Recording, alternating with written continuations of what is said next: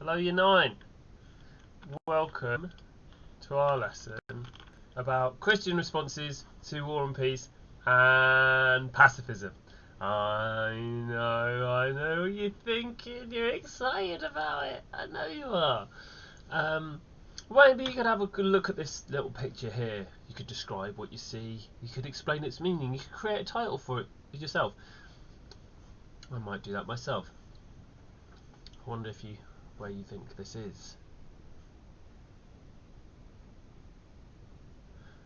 This is in Iran during the Iranian Revolution, and there's a woman there with some flowers, and she's putting them in the shield of the riot police. I was going to create a title for it. I might call it Hope in Unusual Places. It's a nice picture, right? Oh yes, it's a very nice picture. So, what do Christians think about war? What are religious responses to war? So this is really interesting. I don't know if you know this. Tony Blair, who took this country into a war in Iraq, even though the majority of the population said they didn't want him to, he said that he believed God wanted him to go to war to fight evil. It's part of a Christian battle. So this is the reason I'm showing you these images. There's a very reassuring picture of George W. Bush Jr. God told me to end the tyranny in Iraq. The President told Palestinians. God also talked to him about the Middle East process. So the reason I'm showing you these is because this sort of influence of religion on the world and on peace and war and stuff, it's not over, it's not finished, it's still going on, isn't it? Even to this very day. I'm driven with a mission from God. God would tell me, George, go and fight these terrorists in Afghanistan, and I did. And then George would tell me, George, go and end the tyranny in Iraq, and I did. So I don't know what are we supposed to think about this? Are we supposed to think that war is caused by religion, or is religion an excuse for war? Is sort of religion the thing that people put on the face of it? They put a mask on and say, oh yeah, this is a holy war, when in fact usually people want resources like land and oil and money. And the question for you is, if leaders in the West are saying, I'm religiously inspired to fight this war, and leaders in the East or terrorist organisations, Osama bin Laden was a terrorist, they both think they're fighting for God. So where's the difference here? What's the difference? We will explore that question. I wonder how your memory is from the last lesson. If you haven't done the last lessons, do go back to them. This is the third one. Is this the third one? Yeah, I think this is the third one. I'm losing track a little bit. I wonder how you are. I hope you're well. It's a bit bizarre, isn't it, the whole lockdown shenanigans? But yeah, I hope you're staying well and it's not driving you potty. What are the 7 categories for a just war? Do you remember? Jail sap was remembered. I know, you want me to do the rap. The rap is on its way. Trust. Got my rap game on. Believe. So what are the 7 categories for a just war? J, anybody? That's right, thank you very much. Just cause. A, proper authority. I,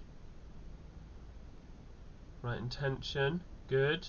If I have the right intention with the law. L, last resort. You could be looking at your booklets, flicking back if you don't have the mental capacity to remember right at this moment. S is for success. There must be a good chance of success. A, avoids civilian casualties. And P, it has to be proportionate. Proportionate level of violence. So we're going to look at Christian opinions to war. This is what you're going to include in your booklet. What are Christian opinions to war? Why do Christians disagree with each other about it? Can you identify examples that may cause people to have different opinions? That's what we're doing.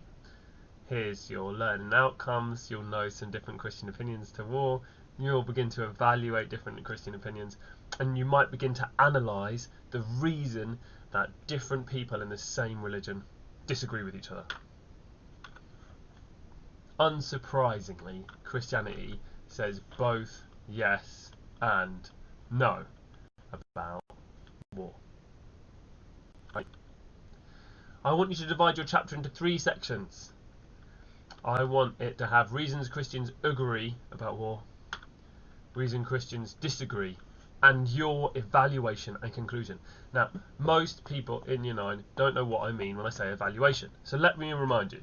Evaluation is where you are valuing, you are weighing up the value in different opinions. So you're saying, like, on one hand, some Christians think that war is good because of X, Y, and Z. I'll explain. On the other hand, some Christians think that war is bad because of boom, boom, boom. No Christians think war is good, really, do they? Unless they're not well. I think some Christians would say it's necessary. And then you're saying, and this is a good argument because of this, and this is a good argument because of this, so the best answer is this thing, somewhere in the middle. You might say that, or you might say, these guys are totally wrong, and this is why they're wrong. You're showing why arguments are good arguments or bad arguments. It's a very useful skill. It's a very useful skill. So reasons Christians agree with war. I want you to write one. God, I can't remember what PPE stands for. That's because it's not PPE. It's PEE. I've been watching too much news. It's not personal protective equipment. It is point, explain, evidence, isn't it? Sorry. So reasons Christians agree with war. You must write one PEE paragraph, giving a point, explain, and evidence for your opinions. You could write 2. That would be better. It would be awesome if you wrote 3. Developing writing is just a great skill. It gives you power to communicate with millions of people if you develop good writing. Also helps you develop good content if you're wanting to put things online, or if you're a creative person, or if you want to write, business things or policies. Being good at writing is like super useful skill. So let's look at some reasons that Christians agree. The first one Christians might agree is that in the Old Testament, God orders quite a lot of genocide. So this is in 1 Samuel. Let me just get my old battered Bible to show you where this is. This is the Bible I had at school. Look at that. It's seen better days, isn't it? Seen better days. It's fallen apart. But Samuel, it's 2 books of Samuel. I don't know if you can see this. There's just that one there. So it's quite near the beginning. This is about 2,500 to 3,000 years ago.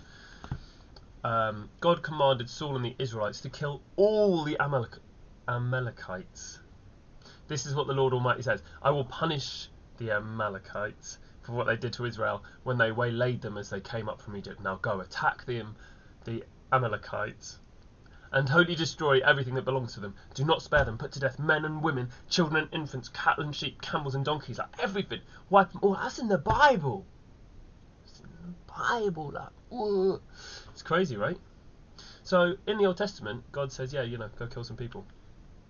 So some Christians might say, well, God's a God.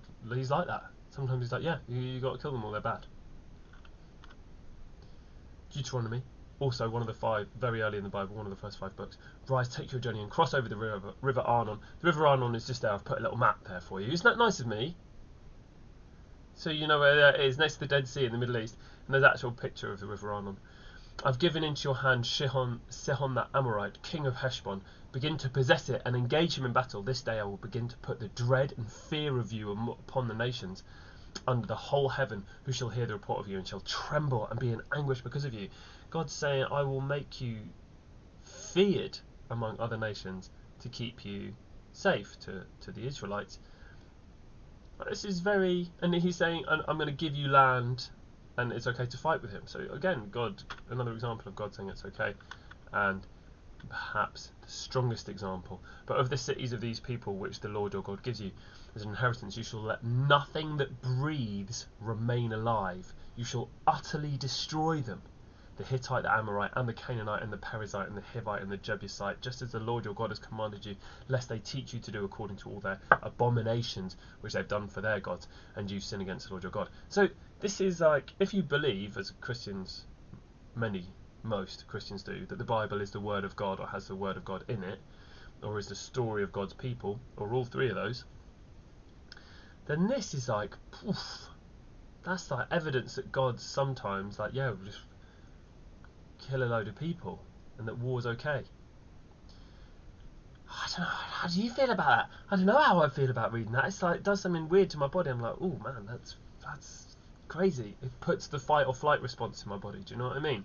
Just contemplating that idea.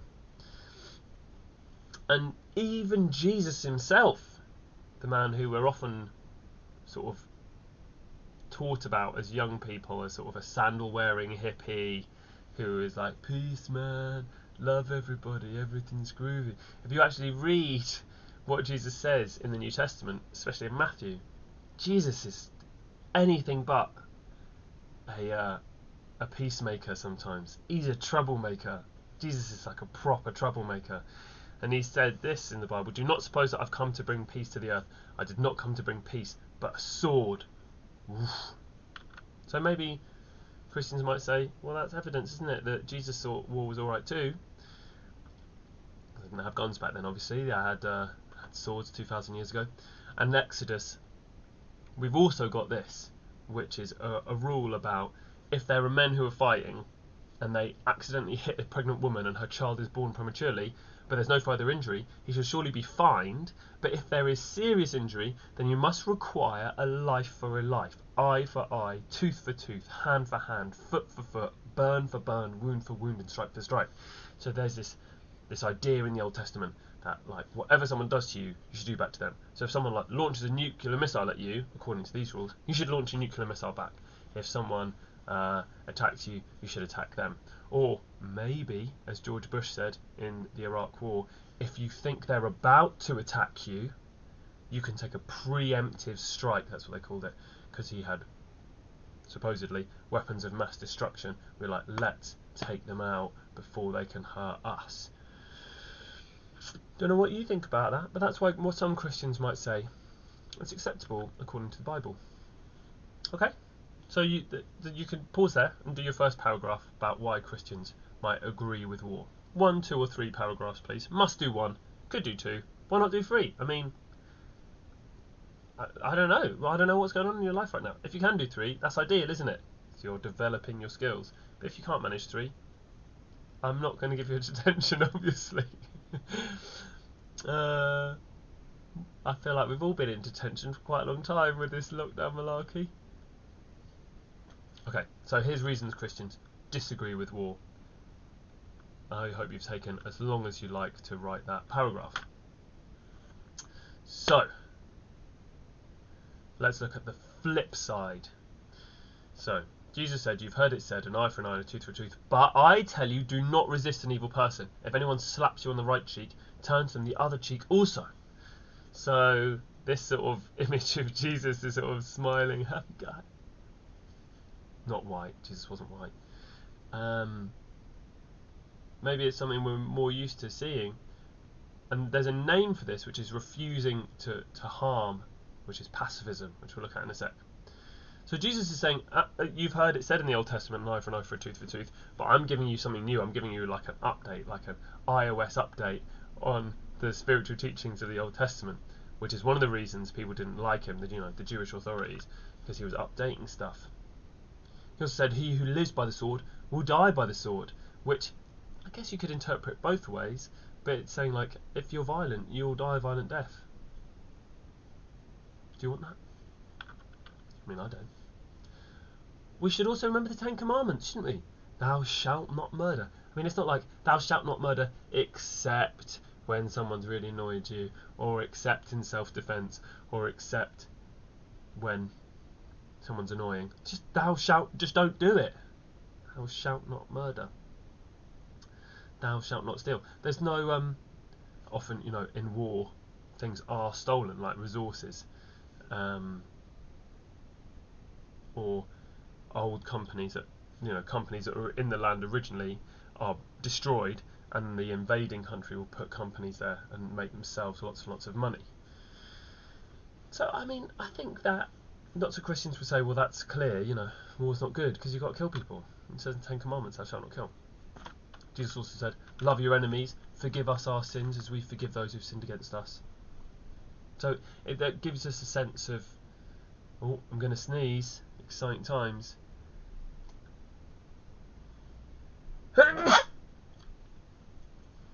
Gosh darn it.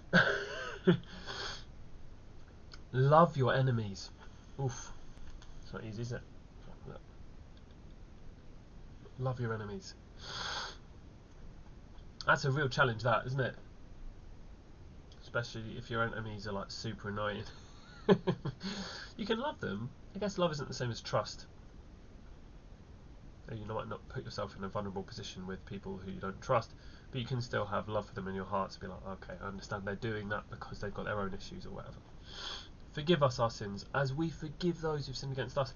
It's sort of what was really radical about Jesus' teachings was the way he talked about love, which is unconditional, even loving your enemies.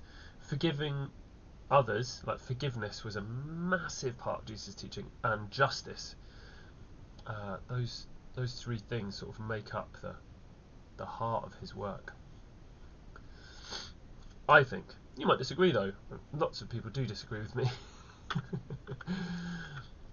There's a lot of text here. I just wanted to back up this thing about Jesus sometimes being fairly radical in being confrontational. This is something that Jesus says to the religious leaders, calls them hypocrites.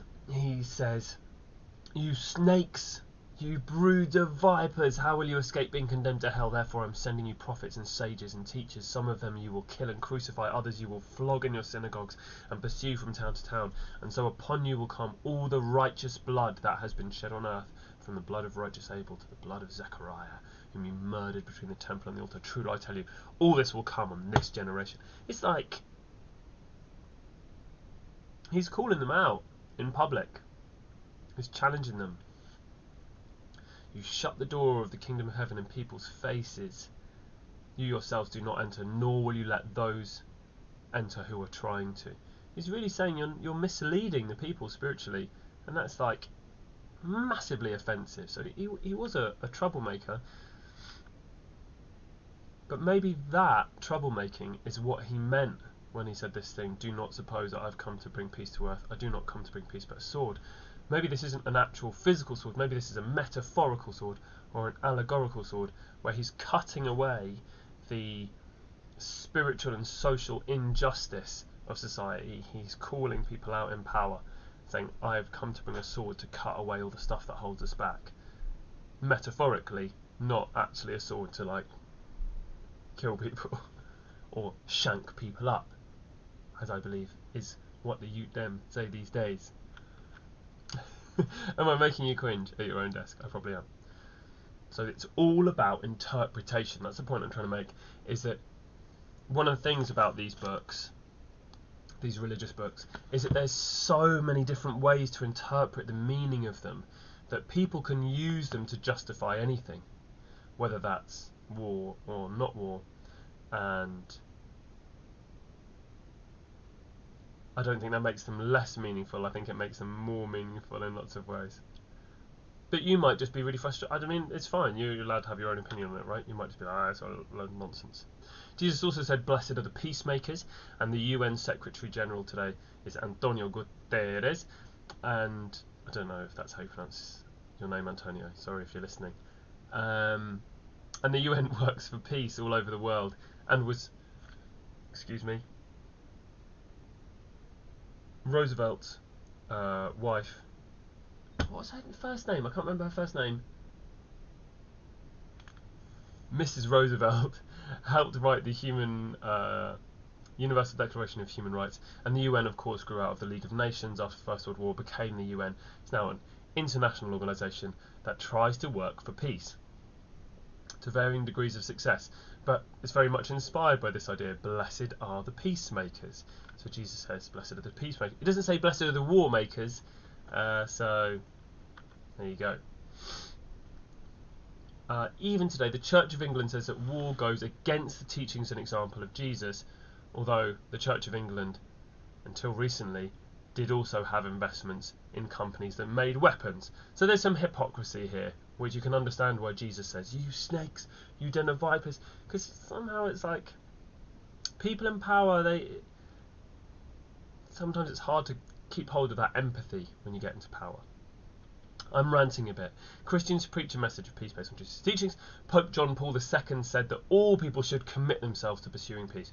All people. And he's the leader of the Catholic Church. So you can see, here are reasons, lots of reasons, why Christians would disagree with war. And Pope Francis, who's the Pope today, said many powerful people don't want peace because they live off war, like Iron Man. Now, have you ever thought about Iron Man? Like, is Iron Man really a goodie? I mean, discuss, right? It's true. Sorry if you're not a Marvel fan. I'm just going to spend a couple of minutes talking about Iron Man, who's this figure who's thought of as a hero, right? But where did he make his fortune? He made his fortune selling weapons to people who should not have really destructive weapons. Like, it's really, really bad. Made millions of it. And where's he still making his money? He's still selling weapons to people all over the world, even when he becomes Iron Man. Do you know what I mean? Yeah, okay, he destroyed some aliens, but that's good.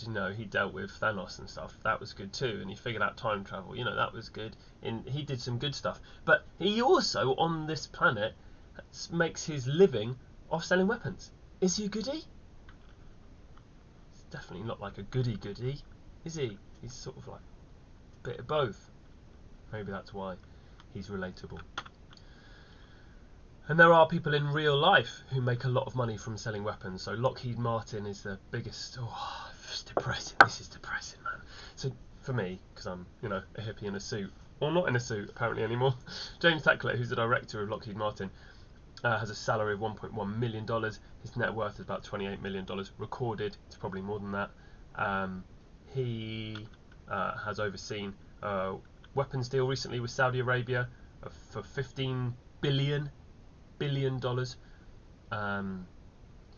I don't know if you know much about Saudi Arabia, but the war on Yemen has cost millions of lives and will probably cost millions more. And Saudi Arabia have been bombing civilian populations and stuff, but he's still, part of this company that's selling lots of weapons to Saudi Arabia. It includes plans for 150 Lockheed Martin Black Hawk helicopters. So when, we've got to ask, is that ethical to be selling weapons to people who bomb civilians? And he's also a Christian. There's a real life example of someone who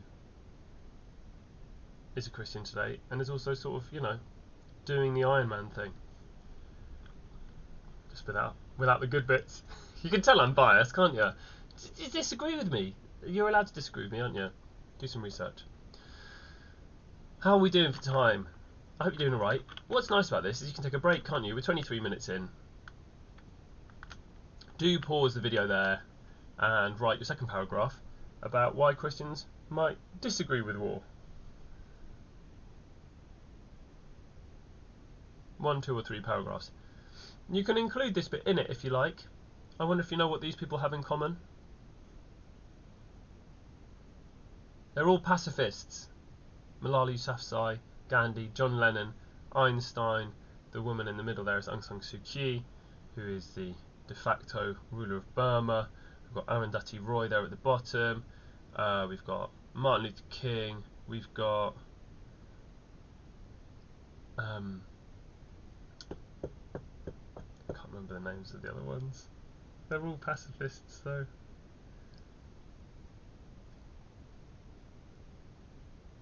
Yeah. Pacifists. A pacifist is someone who will not fight or use violence in any circumstance. They do not believe that violence is ever right. Ever. Under any condition. So what is a conscience? What a conscience is? It's that little inner voice or feeling which tells you what's right or wrong.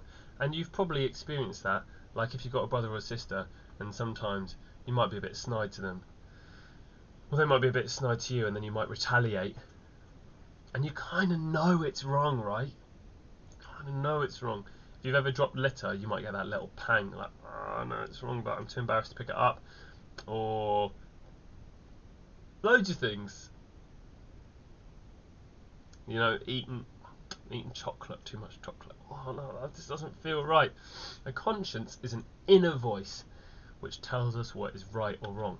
So conscientious objectors are a really interesting topic with this, because it is looking at these aspects of faith put into practice. So if pacifists are called up to fight and they say, I'm not going to, they become conscientious objectors. They do not fight because their conscience, in a voice, disagrees with the war. So they are conscientious objectors. There's 16,000 COs in World War I, 59,000 COs in World War II, and we've had COs as well in the Iraq War and more recent wars too. Tom Attlee spent 2 years in prison. Bernard Lawson refused to fight but worked as an ambulance man on the front line. Different conscientious objectors sort of take different approaches. So Tom Attlee refused to help in any way, whereas Bernard Lawson said he would help as an ambulance man. Quite a lot of conscientious objectors have been Quakers, which is a kind of Christian. They believe in police, they're pacifists, and they don't have priests or religious leaders. They're all equal, and they believe the Spirit of God lives in all people, in all things. So therefore, it's not right to harm others, right, in any way. Some Quakers, like Catherine Fisher, who is from Boston, has refused to pay her taxes as a protest because the money goes on weapons, and she's been in prison for 5 years for refusing to pay her taxes on grounds of pacifism. So this is still ongoing, and again, as a beliefs and values teacher, I'm constantly trying to help you see that these ideas, which are ancient, are still having a very real impact on our day-to-day lives, even though we may not be aware of it, which is why it's relevant. If we understand the ideas, if we can understand the ideas behind a culture, behind a system, we can understand it better and understand how to change it for the better. Does that make sense? You can understand how to make it better. So, this is the statement of a conscientious objector who said, as all men, humans, I should say, shouldn't it? Not just men, have some measure of the Spirit of God within them, I could under no circumstances have any part in the taking of the life of a fellow being by undertaking any duties in the armed forces, either competent or non-competent. It's a pretty out there idea. The Spirit of God. Or pretty in there idea. That the Spirit of God lives within all of us. Is living. Is a living being, living consciousness in all things. And therefore Quakers would say, well, if I were to shoot someone, I'd be attacking the Spirit of God, and that's like obviously not a good idea. And conscientious objectors were really humiliated. You can see from this poster, which was made in the Second World War, the conscientious objector at the front. There's sort of a stereotypical image of a Nazi soldier, the Hun, as it was called, with his bayonet, and this conscientious objector being sort of effeminate and camp and, oh, you naughty unkind gentleman, really, if you don't desist I'll forget I've got a conscience and I'll smack you on the wrist. Sort of this public humiliation of these conscientious objectors, although it took massive courage to go against the direction of society. The gentlemen with consciences require no swords or guns. They're going to win the war by singing love songs to the Huns. So you can see how these posters were intended to humiliate and ridicule the idea of conscientious objection. And you can also see the fear on their faces. Conscientious objectors are presented as weedy, weak, scared. Are they even men there? I mean, they look more sort of like teenagers, young lads. And here's another example of how conscientious objectors were humiliated, and sort of this propaganda to say, don't conscientiously object, because the government needed as many men to fight as possible, and so there was this image, you'd have to scrub, you'd have to clean your cell, the chaplain wouldn't really want to talk to you, the flying visit, you'd have these no privacy in your in your showers. You'd be shouted at all the time. You'd be, you know, in a boardroom, you wouldn't be able to see your girlfriend or fiance. You'd wonder if you were going mad. I think you get my point. The conscientious objection was not an easy thing to do socially or personally, but people still do it. So there are conscientious objectors in Israel, where it's compulsory if you're an Israeli citizen to serve in the army for at least 2 years, and then you're a reserve for the rest of your adult life until you're 45 or 50, I think. I'd need to double check that. And there are cases of American and British soldiers, and Ben Griffin there as well, who is an SAS soldier who became a conscientious objector while fighting in Iraq. And if you go on YouTube and put Ben Griffin's name in, you'll find all of these talks that he does about why he's a conscientious objector and why he's now campaigning for peace. And the stuff that he says, the stories he tells, they're really, really heartbreaking actually, and really terrifying to get that glimpse into how soldiers work, how the military works, and how the government uses the army. Yeah, pretty eye-opening stuff.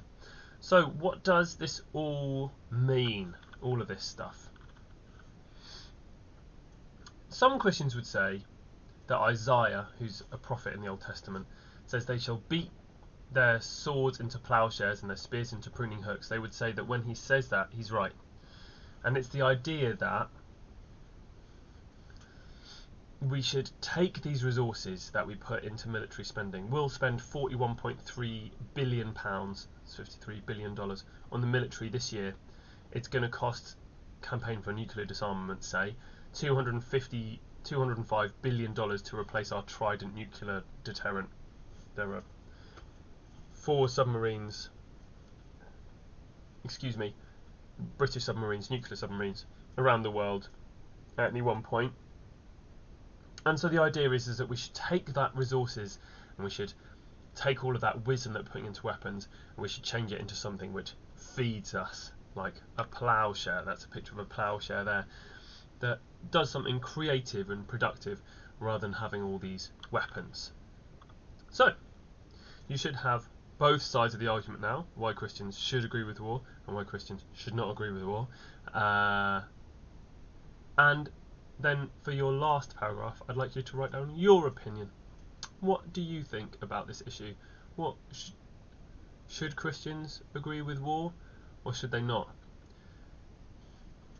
So there's 2 things going on here. You've got to answer the question, right? You've got to show you understand what Christian arguments are for and against, and then give your opinion. It's really important you do both those things. Don't just rant randomly about your opinion. Talk about the specifics, yeah? And if you fancy a stretch and challenge, why might someone disagree with you? Yeah? Peace is the ideal. I think most religious believers accept that, but most religious believers also say war is a necessary evil. And that's ideally what the just war theory is for, which is like figuring out when a war is a necessary event, which is going back to the beginning of the lesson, the major difference, isn't it, between George Bush and Osama bin Laden, is that Osama bin Laden actively targeted civilian targets and found ways to justify that by saying they weren't really civilians because they were supporting the evil West, whereas Western military intervention does cause a huge number of civilian casualties, so let's not beat around the bush about that, but it doesn't try to, it doesn't aim to do that. Yeah. So that's the main difference between the two in terms of the physical on-the-ground fighting. So pick a person, if you like, show how you feel about today's lesson. How do I feel about this YouTube session? I think I feel like